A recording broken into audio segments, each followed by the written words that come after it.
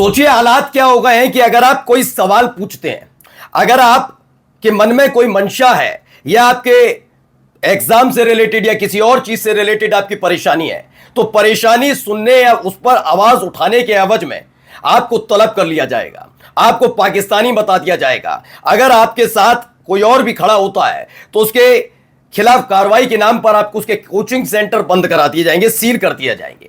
प्रयागराज में तो ये सब हो ही रहा था। अब आप अंदाजा लगाइए कितने मनबड़ हो गए बदमाश, या बदमाशी कहूंगा क्योंकि कहा तो यही जा रहा है कि बदमाशों ने फायरिंग की। अब किसके इशारे पर की है तो जांच के बाद खुलासा होगा। फिलहाल ये कहा जा रहा है कि ये सब हो रहा है ना, अब खान सर के कोचिंग सेंटर जहां पर बच्चे पढ़ते हैं वहां पर अचानक से फायरिंग हो जाती है। और फायरिंग में ऐसा नहीं होता कि फायरिंग करके बदमाश भाग निकले, नहीं, वहां पर फायरिंग के फौरन बाद एक घटना घटती है। घटना ये कि कोचिंग सेंटर के जो गार्ड है उसको गोली लगी है, उसकी हालत गंभीर बताई जा रही है। उसे फिलहाल पटना के एक अस्पताल में भर्ती कराया गया है। लेकिन इन सब के बीच सवाल उठता है कि आखिरकार ये विवाद जब चरम पर चल रहा था, जब धर्मेंद्र प्रधान से एक एक कोचिंग सेंटर वाले जिनके बच्चे तैयारी करते हैं वो सवाल पूछ रहे थे और उन्हें बचाने की जिम्मेदारी इस देश की गोदी मीडिया उठा रही थी, अचानक यह घटना कैसे घटी और कौन इसके पीछे है? क्या यह पर्दाफाश हो पाएगा? बहुत सारी खबरें आज आपको दिखाने जा रहा हूं इससे रिलेटेड, कौन कौन क्या क्या कैसे कैसे हुआ और क्या कहना है खान सर का, वो भी। नमस्कार, मैं हूं प्राज्वल गौतम और आप देख रहे हैं न्यूज सर्किल। पटना में वैसे तो अगर देखा जाए जब तक नीतीश कुमार रहे तब तक तो रामराज नहीं था, लेकिन नीतीश कुमार के जाते ही, सम्राट चौधरी के आते ही रामराज आ गया है। इतना गजब का रामराज आया दोस्तों कि हालात आज आपको दिखाऊंगा कि वहां क्या हालात है। जरा पहले देखिए, ये चूंकि एएनआई की खबर है तो उसमें कुछ स्क्रीनशॉट्स आपको तस्वीरें दिखाते चल रहे हैं, एक एक करके पत्थर पड़े हुए हैं। ये कि फायरिंग की वजह से सड़क पर गड्ढे की भी तस्वीर है, छोटा सा गड्ढा हुआ, यहां पर अफरा तफरी हुई और उसके बाद के हालात कुछ ऐसे हैं। एक एक तस्वीर सिर्फ हमको आपको तस्वीर दिखा रहे हैं। खबर क्या है कि पटना के जो मुसलापुर हाट इलाका है वहां पर खान सर की एक कोचिंग है।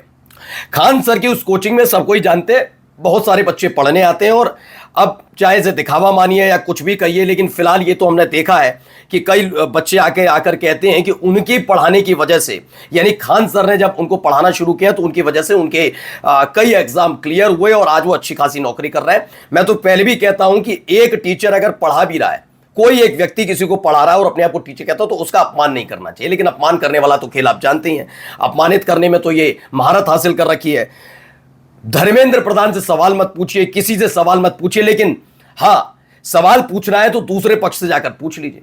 ये इनकी नीति रीति रही है और इसी वजह से फिलहाल इसी को लेकर आपने आपको दिखाया कि अंजना ओम कश्यप वर्सेस तमाम, केवल खान सर नहीं, इस तमाम जितने भी। और खान सर के साथ एक खासियत क्या है कि जब जब इस तरह की एक्टिविटीज होती हैं, जैसे अभ्यर्थी अपनी हक हकूक के लिए जाते हैं तो खान सर नजर आते हैं।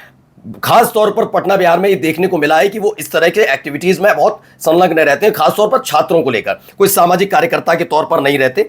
तो इन सब चीजों को लेकर भी फिलहाल गोलीबारी हो जाती है। गोलीबारी का सबसे खास बात यह है कि गोलीबारी पर बहुत एक्शन में निर्देश किया पटना के एसएसपी, एसपी और multiple police teams on the spot. Allegation against another coaching, दावा किया जा रहा है कि दूसरी कोचिंग सेंटर्स पर आरोप लगा है कि उन्होंने इस घटनाक्रम को अंजाम दिलाया है क्योंकि वो चिढ़ते थे खान सर से। लेकिन ये सब तभी कैसे हुआ जब अचानक से इस पूरे मामले पर विवाद चल रहा था। अचानक से तभी क्यों हुआ जब इस पूरे मामले को लेकर धर्मेंद्र प्रधान घेरे थे और उसके बाद खान सर आवाज उठा रहे थे और तभी अंजना ओम कश्यप की एंट्री होती है। गोदी मीडिया एक तरफ बचाने की कोशिश कर रही थी। ये तमाम चीजें क्या कह रहे हैं, पहले खान सर को सुनिए। इन सब के बीच उनका एक बयान भी आया, जरा सुनिए।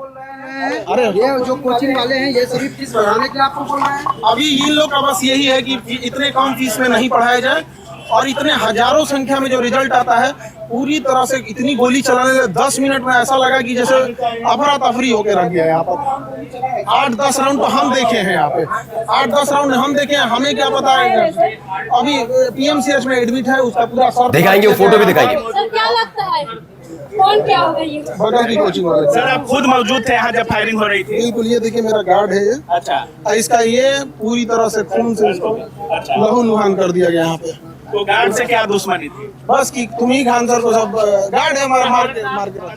तो देखिए इसमें यह है कि कितने बेखौफ हुए हैं कि मतलब पटना में मशहूर खान सर के कोचिंग सेंटर के बाहर बेखौफ अपराधियों ने की फायरिंग। वारदात में कोचिंग के सुरक्षाकर्मी यानी गार्ड को गोली लगी है। लहूलुहान हालत में पीएमसीएच में भर्ती कराया गया है। और इन सब के बीच आप अंदाजा लगाइए कि बार बार कहते हैं कि बिहार में भी बिल्कुल उत्तर प्रदेश की तर्ज पर रामराज आ गया है।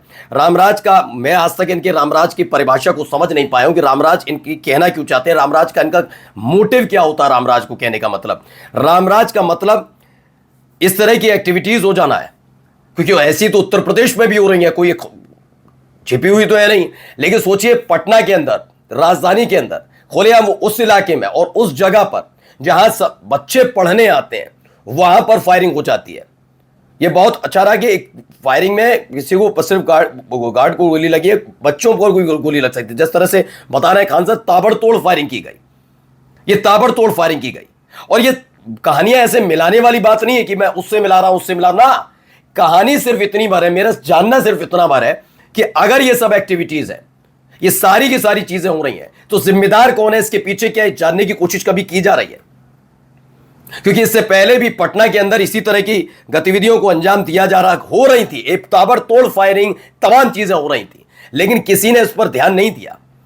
तब भी कहा जा रहा था कि बुलडोजर बाबा आ गए, दूसरे बुलडोजर बाबा बिहार को मिल गए। सम्राट चौधरी के तौर पर जब वो गृह मंत्री बने थे, अब तो मुख्यमंत्री बन गए। अब आप सोचिए यहां पर फायरिंग, अब आप आरोप लगा दीजिए ये सारा का सारा खेला क्या है ना कि ये कोचिंग सेंटर की प्रतिस्पर्धा है, जो भी है। लेकिन वहां प्रयागराज में ऐसे ही पेपर रद्द और लीक वाले मामले को लेकर जब टीचर्स ने कैंडल मार्च निकाला, नाराज हुए, तो जानते हैं क्या किया, 3 से 4 बड़े कोचिंग सेंटर सील कर दिए गए। 8-9 साल बाद इन लोगों को याद आया कि ये सारे तो जो जितने भी कोचिंग सेंटर चल रहे हैं और जितने खास तौर पर वो जो आंदोलन कर रहे थे, ये सारे के सारे नीति नियम को फॉलो नहीं कर रहे हैं। यानी ऐसे कई और कोचिंग सेंटर होंगे, लेकिन उन्होंने छात्रों के हित में आवाज नहीं उठाई, तो वो चल रहे हैं। अब भी जान किसे खिलवाड़ छात्रों के खिलाफ बड़ी नीति नियम सुनाते ना, इसीलिए सवाल है। जरा ये देखिए, इस तरह के बयान बहुत चर्चा में रहे थे अंजना कश्यप को लेकर जो बोला था, सुनिए। अच्छा, हमको ही नहीं समझ में आता है कि जब ऐसे पत्रकार अगर घर जाते होंगे तो घर में पूछते होंगे लोग कि खाना खाई या आज भी तलवे चाट के आई हैं।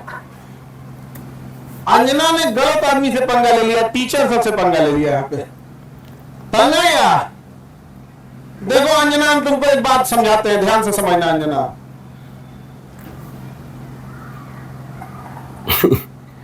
तो ये बिल्कुल इस तरीके से बोल रहे थे। अब इसी को लेकर इसके बाद आई है कि पटना में कल रात खान सर की कोचिंग पर हमला हुआ, 10 राउंड से ज्यादा फायरिंग हुई, पत्थरबाजी हुई। खान सर बोले लोगों को परेशानी है कि इतनी कम फीस में बच्चों को क्यों पढ़ाते हैं, यहाँ से छात्रों का सिलेक्शन क्यों रहा है। इसी रंजिश में यह हमला हुआ। पुलिस मान रही है कोचिंग सेंटर्स की आपसी प्रतिस्पर्धा से यह हमला हुआ है। फिलहाल ये जिम्मेदारी तो पुलिस की है कि कौन इसके पीछे है, क्योंकि मामला बहुत ज्यादा सेंसिटिव इसलिए है क्योंकि छात्रों की सुरक्षा का भी सवाल है। नमस्कार।